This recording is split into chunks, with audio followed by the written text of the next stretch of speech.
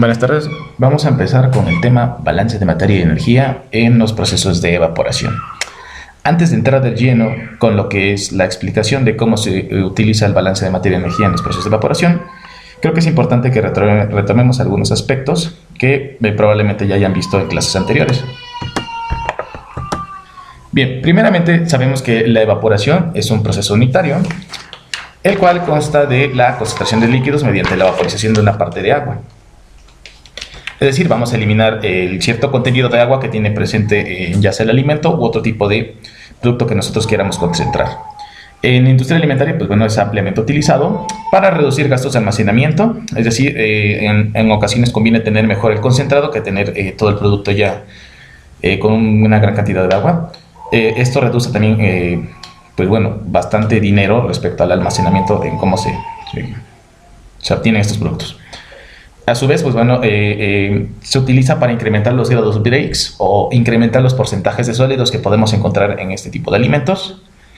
En otros casos, como en la industria azucarera, se utilizan para obtener concentrados que posteriormente se van a usar en los procesos de cristalización y a su vez también para el aumento de la viscosidad de cierto tipo de productos. Todo esto mediante el proceso de evaporación de agua dentro de este tipo de sistemas. El funcionamiento de un evaporador, pues desde el punto de vista técnico, no es nada complicado. Únicamente funciona a partir del suministro de un vapor, en este caso vapor saturado, a una presión y a una temperatura constante, el cual va a entrar por unas rejillas de calefacción, que son las que podemos observar aquí en imagen. Y dentro de esta rejilla, esta rejilla va a estar de una especie como de chaleco calefactor. Dentro del chaleco calefactor ahora sí estará la solución que nosotros vamos a concentrar. Entonces por esta parte es la región de alimentación del evaporador, por la parte de abajo es por donde va a salir ya nuestra solución concentrada. A su vez el vapor que va a estar pasando por las rejillas de calefacción va a estar cediendo ese calor y el agua se va a empezar a condensar, por lo que por esta región de aquí es el agua condensada de nuestro evaporador. Finalmente, parte del agua que contiene el producto que nosotros estamos concentrando se va a estar evaporando y esa agua va a salir por la parte de arriba, que es el disolvente evaporado. Esta es una imagen de cómo luce un evaporador. Este es de efecto sencillo. Entonces, existen dos tipos de evaporadores, los que podemos, bueno, dependiendo también del tipo de diseño. Diseños hay muchos diseños. Aquí únicamente voy a enfocar en los simples. Entonces, de los evaporadores simples, pues bueno, son estos que podemos observar acá, es únicamente una unidad, pero podemos combinar diferentes tipos de unidades, bueno, muchas unidades de estas mismas para crear un evaporador de múltiple efecto. Y de hecho, estos evaporadores de múltiple efecto pues son los más ampliamente utilizados tanto en la industria química como en la industria farmacéutica o incluso en la industria alimentaria. Y esto es debido a que permite incrementar la eficiencia del consumo de vapor. Solo que a su vez, pues bueno, tenemos el pequeño inconveniente de que también incrementa la superficie de evaporación. Pero al final de cuentas, lo que logramos obtener mediante un proceso de evaporación múltiple son menores gastos. A su vez, estos evaporadores simples, la combinación es muy limitada. No podemos aumentar ya un número, por ejemplo, 5, 6, 7, dependiendo del proceso, ya que a veces no es muy conveniente. Esto debido a que se tiene demasiado desperdicio de materia prima, se gasta más de lo que se necesitaría, entre otros aspectos que no conviene. Por lo tanto, los más comunes son los de triple efecto, es los que más vamos a ver en la industria alimentaria y en la industria química. Bien, ahora sí, respecto a lo del balance de materia. Este diagrama que observamos aquí es la representación esquemática de lo que es un evaporador.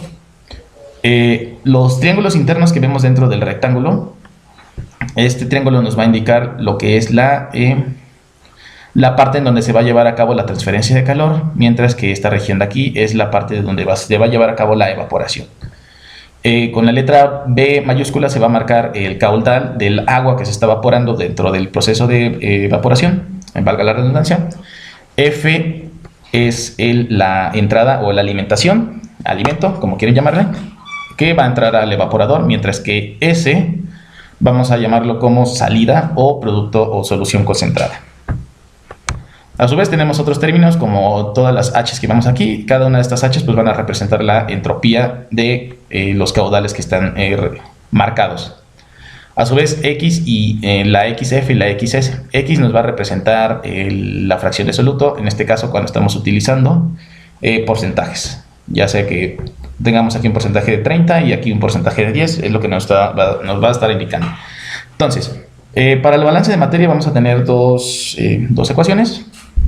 La primera ecuación nos va a indicar el balance de sólidos, es decir, que lo que está entrando es igual a lo que está saliendo. Recuerden que aquí se tiene que aplicar el principio de conservación de la materia, que es decir, la materia no se crea ni se destruye, solo se transforma. Entonces, lo que estamos haciendo es contabilizar qué es lo que entra y qué es lo que sale. Por lo tanto, si tenemos un caudal determinado número de kilogramos por hora a una determinada concentración, va a ser igual a determinado número de kilogramos por hora de la salida por la concentración. Este es el caudal, este es el balance de sólidos. Mientras que para el balance de materia total, aquí vamos a tener en cuenta no únicamente los caudales, es decir, que la alimentación va a ser igual a la solución concentrada más la cantidad de vapor que se evaporó. Cuando hagamos esto, pues bueno, vamos a obtener este valor final, que es la alimentación. Respecto al balance de calor, existe una ecuación que describe cómo existe la transferencia de calor dentro de los evaporadores. Es esta que observamos aquí, en donde cada uno de los términos que vemos en la ecuación representan diferentes cosas. Entonces, el coeficiente global de transferencia de calor, este usualmente es proporcionado o se determina experimentalmente en los equipos y va a estar regido por las condiciones de vapor sobresaturado. Lo que es la superficie de evaporación, que prácticamente es el área en donde se está llevando a cabo la transferencia de calor. Esta área, pues bueno, van a ser las rejillas o tubos internos que vamos a observar dentro del evaporador. Esta puede ser de diferentes tamaños y pues el área se va a medir en centímetros cuadrados. Asimismo, las diferencias de temperatura, en este caso las diferencias de temperatura, pues bueno, va a ser la diferencia de temperatura del caudal de vapor con la diferencia de temperatura de la ebullición. Y aquí quiero recalcar algo, y es que, bueno, la temperatura de calefacción es la temperatura a la cual se va a condensar el calor, mientras que la temperatura de ebullición va a ser a la temperatura a la cual va a salir el producto. Ahora bien, dentro de los sistemas de evaporación, usualmente la eliminación de agua se lleva de una forma rápida debido a que, pues bueno, tenemos ciertas presiones controladas dentro del sistema. Entonces, en este caso, todo el agua que está dentro de lo que queramos evaporar se va a empezar a eliminar de una forma muy rápida. Por lo tanto, la temperatura de ebullición de esa agua va a ser la misma temperatura de nuestro producto de salida, es decir, de nuestro producto concentrado. Entonces, esos son los aspectos que se van a manejar cuando hagamos ya lo que es el balance tanto de calor como balance de energía. Y finalmente lo que es el balance de energía. Aquí para calcular ciertas variables, ciertos aspectos que necesitamos tomar en cuenta cuando vayamos a hacer esta parte, es que pues ustedes van a utilizar muchas tablas. Aquí hay una aplicación llamada Steam Table. Ustedes pueden descargarla en la Play Store, es gratis, y con ella pues bueno, podemos calcular ya las presiones de vapor, las temperaturas, entre otras entalpías, etcétera, que podríamos utilizar cuando se vaya a calcular el balance de energía. Y pues la ecuación es esta. Entonces, en esta ecuación nos está describiendo que prácticamente toda la energía que está entrando es igual a la energía que está saliendo.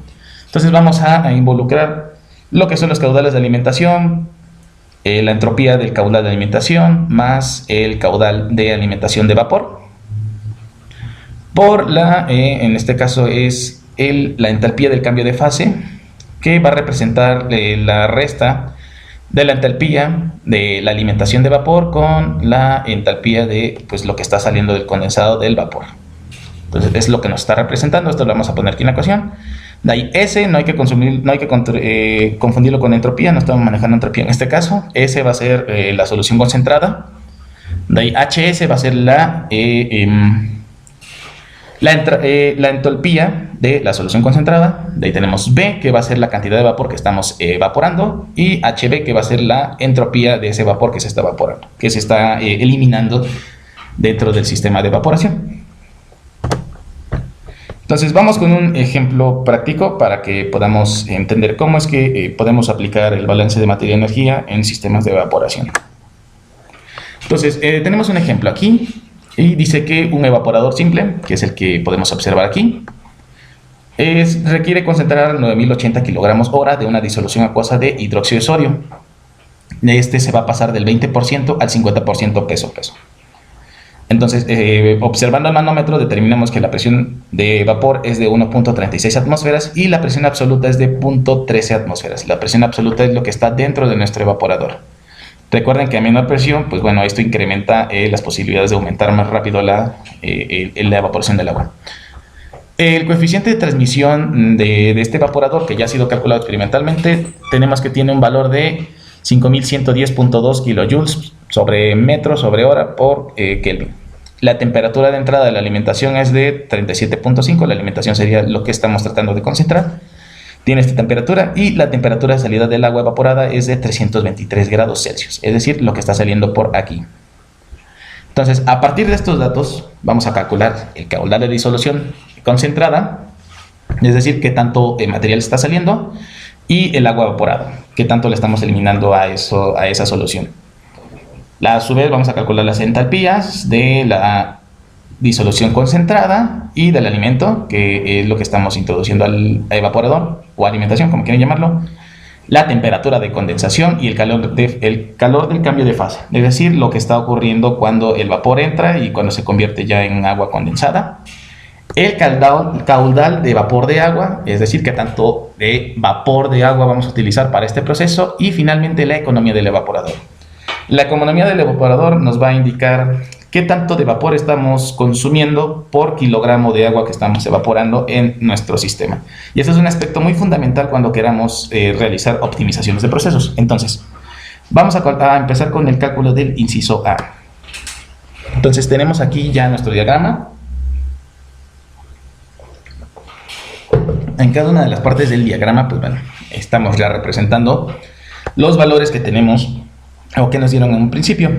Y bien, entonces vamos a empezar con el balanceo de materia. Balance de materia.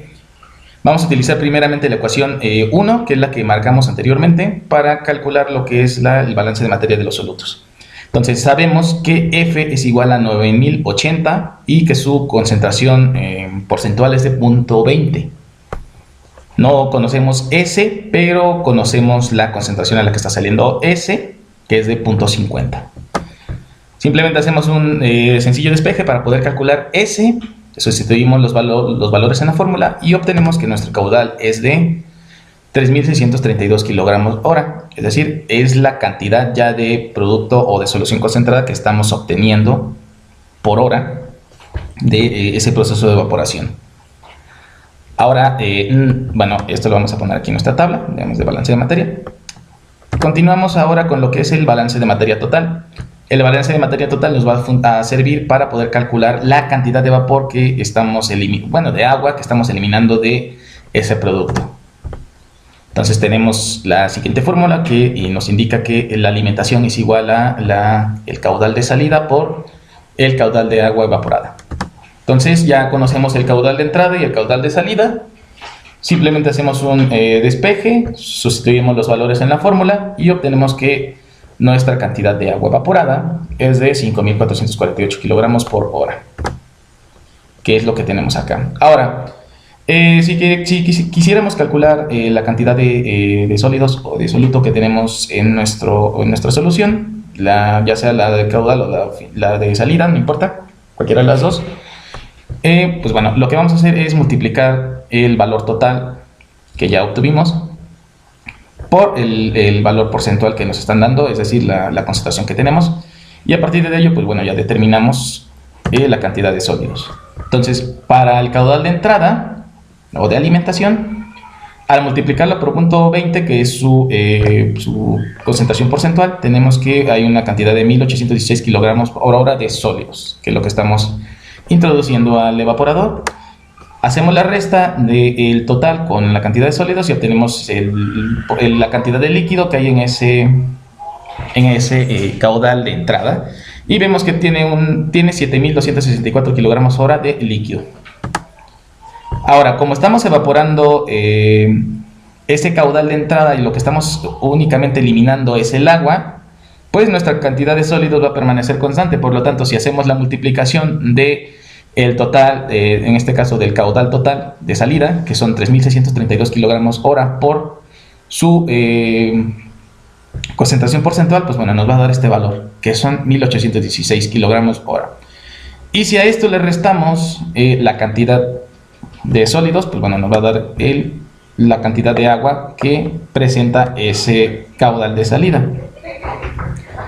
Y bueno, entonces, ya lo que hacemos y lo que se podría comprobar para saber si el cálculo de la cantidad de vapor que se está eliminando es correcto, pues únicamente lo que podemos hacer es que ya tenemos este líquido, le vamos a restar ahora el líquido con el que salió al final nuestro producto y nos da este valor que son 5.448 kilogramos hora, pues que corresponde a la cantidad de vapor de agua que pues ya se eliminó de ese producto concentrado.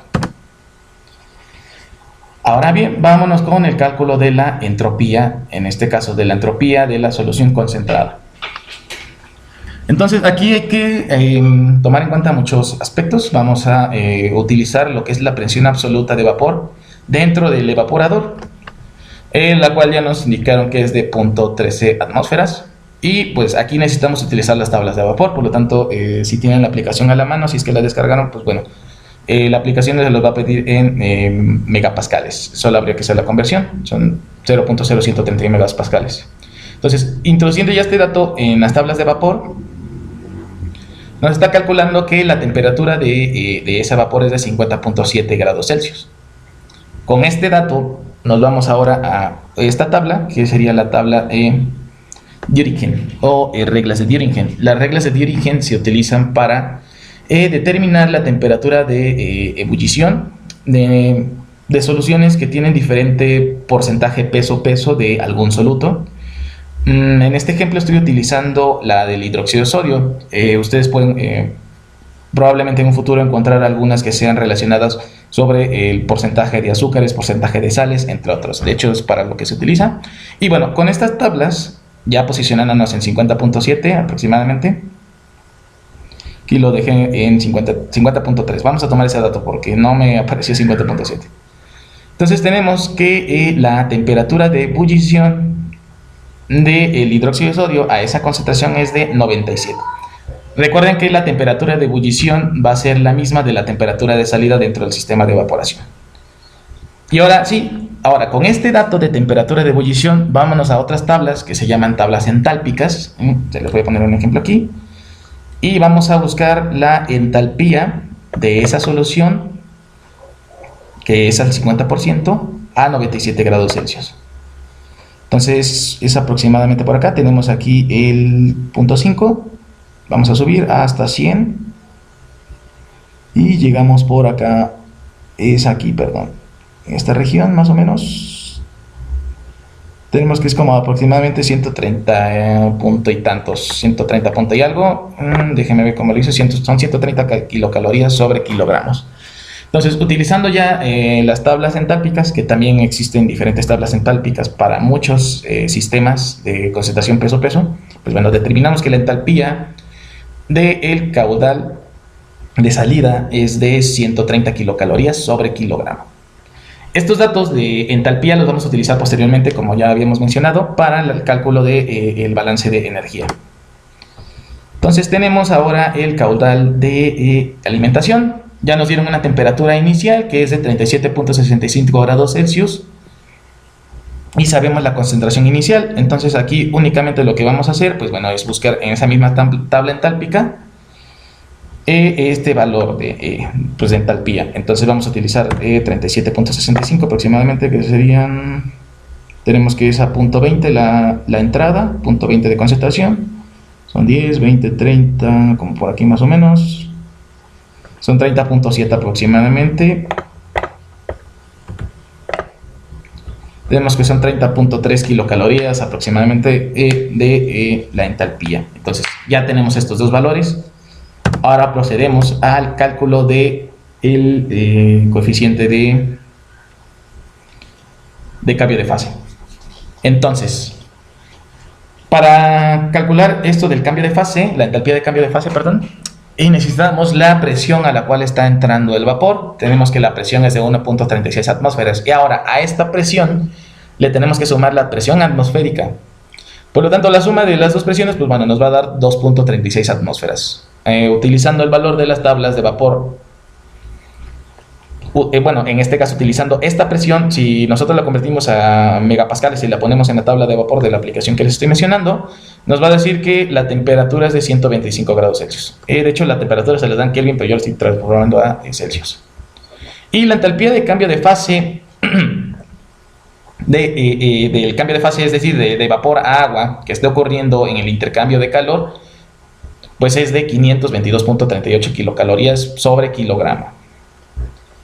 Ahora, pues bueno, lo que es la entalpía de cambio de fase va a ser igual a, pues ya lo habíamos mencionado, la entalpía de la entrada de vapor por la entalpía pues ya del producto condensado.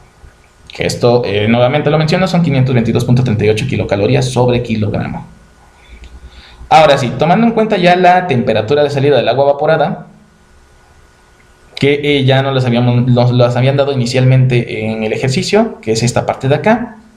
También podemos calcular esa entalpía como es una fase de vapor, podemos calcular esa entalpía de esa fase de vapor. Y también, si nos vamos a las tablas, ahora únicamente introduciendo el valor de temperatura, que son 323 grados Celsius, habría que sumarle 273.15 para convertirlo a Kelvin. Nos está indicando que la entalpía ya de esta parte de la salida de ese vapor es de 2689.20 kilojoules sobre kilogramo. Ya los convertimos a kilocalorías, son 642 kilocalorías sobre kilogramos. Entonces, ahora sí, mediante un balance de energía podemos calcular el caudal de vapor que está ingresando al sistema.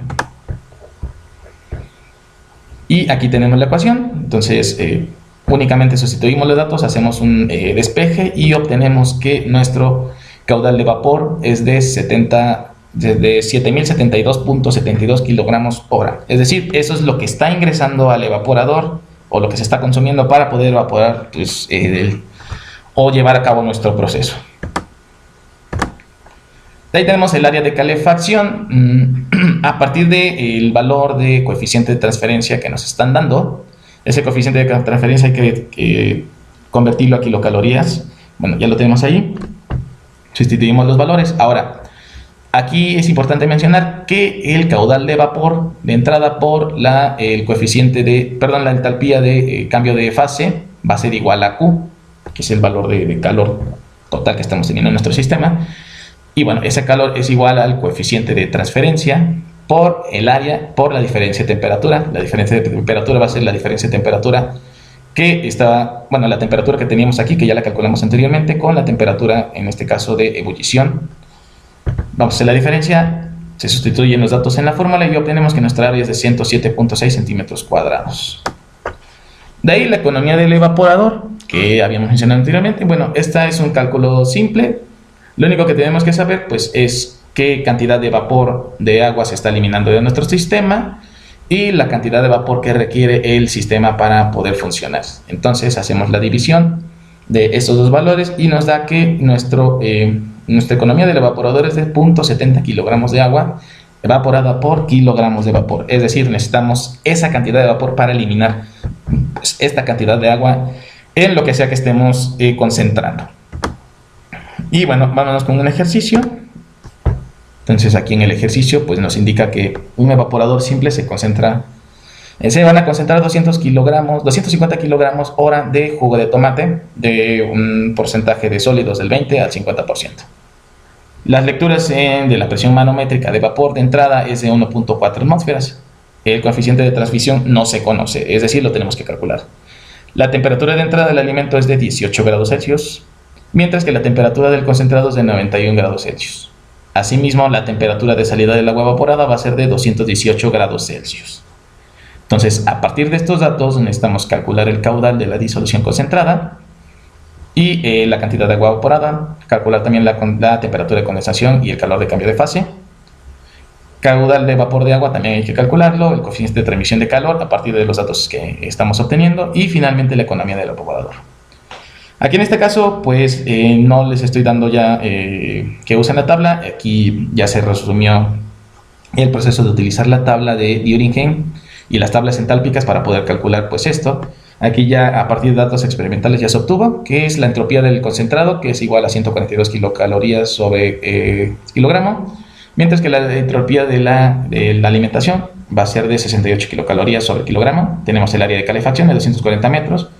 Y bueno, recuerden que la temperatura del concentrado siempre va a ser igual a la temperatura de ebullición. Bien, entonces para poder realizar el ejercicio nuevamente teníamos que iniciar con lo que es el balance de materia. Sustituimos los valores en la fórmula. Ya tenemos aquí la fórmula. Cada uno tenemos los porcentajes que se están manejando, que es de 0.10, 0.50, perdón, 0.30. Y obtenemos que el caudal de salida del concentrado es de 83.33 kilogramos sobre hora. De ahí, para calcular pues el caudal de agua que se está evaporando, utilizamos la fórmula para el balance de materia total. Ya conocemos el caudal de entrada, que es de 250 kilogramos hora. Entonces sustituimos los datos de lo que ya hemos calculado y únicamente por una resta simple tenemos que son los 250 kilogramos que están entrando menos los 83.33 kilogramos de salida. Nos va a dar un total de 166 kilogramos hora de agua que se está evaporando. Ahora sí, vamos al cálculo del cambio de fase y la entalpía de vapor. Entonces, para el cálculo del cambio de fase o la entalpía del cambio de fase, sabemos que pues, el vapor está entrando a 1.4 atmósferas. Vamos a sumarle la atmósfera, en este caso suponiendo que nuestro sistema se encuentra a nivel del mar. Y tenemos un valor de 2.4 atmósferas. Habrá que convertirlos a megapascales para meterlos en la aplicación. Una vez convertidos a megapascales, pues bueno, nos dice que la temperatura de este vapor es de 125 grados Celsius. Y bueno, la entalpía va a ser de 648 kilocalorías sobre kilogramos. Entonces, esta va a ser la entalpía del cambio de fase de nuestro evaporador. De ahí, para calcular la entalpía del agua evaporada, pues bueno, simplemente tomamos los valores que ya nos habían dado inicialmente, que pues bueno, es una temperatura de 218 grados Celsius a la que va a salir. Entonces, en nuestra tabla de vapor nos vamos a la sección temperatura. Vamos a introducir 218, hay que convertirlo a kelvins. Y obtenemos que la entalpía de ese vapor es de 669 kilocalorías. Aquí yo lo convertí a kilocalorías, kilogramos, pero la aplicación se los va a dar en kilojoules sobre kilogramo. Entonces ya tenemos estos valores y con estos valores vamos a poder calcular ahora sí ya lo que es bueno, vamos a calcular el balance de energía, perdón. Entonces, para poder hacer el balance de energía y poder calcular el caudal de vapor, pues vamos a sustituir todos los datos que ya obtuvimos inicialmente. Ya los tenemos aquí resumidos, que pues bueno, tenemos que el caudal de entrada es de 250 kilogramos hora. Tenemos la entalpía de ese caudal de entrada, que es de 68 kilocalorías sobre kilogramos. Tenemos el caudal de salida, que es de 83.33 kilogramos hora. Su entropía es de 142 kilocalorías sobre kilogramo. Tenemos la entalpía del coeficiente la entalpía de cambio de fase, que es de 648 kilocalorías sobre kilogramo. Tenemos también el caudal del agua evaporada, que es de 166.67 y su entropía. Entonces sustituimos los datos en la fórmula, hacemos el despeje y obtenemos que la cantidad de vapor de agua que se está consumiendo por parte de nuestro evaporador es de 654 kilogramos sobre hora. De ahí, bueno, a partir ya de estos datos podemos calcular el coeficiente de transmisión de calor. Ya sabemos el valor de W y ya sabemos el valor de lambda W, que lambda W son 648, mientras que W son 654. Entonces multiplicamos ambos valores y esto va a ser igual a Q.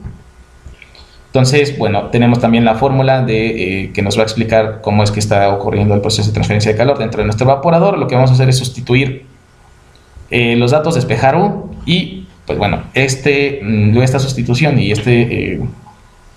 pues despeje nos va a dar un valor de 51.93 kilocalorías metro cuadrado por hora por Kelvin.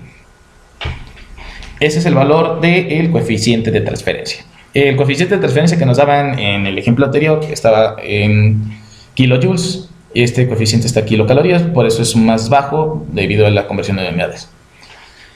Y finalmente ya en la eficiencia de este evaporador. Entonces tenemos que la eficiencia es igual a el caudal de agua que se está evaporando sobre el caudal de vapor que está entrando. Hacemos ya la división sencilla y finalmente obtenemos que, pues bueno, nuestro evaporador pues tiene un rendimiento bajo, es decir, estamos evaporando 0.25 kilogramos de agua por cada kilogramo de vapor, y esto se debe tal vez a, pues bueno, las presiones tan elevadas que estamos manejando, tanto de entrada como de la presión que incluso puede haber dentro del evaporador.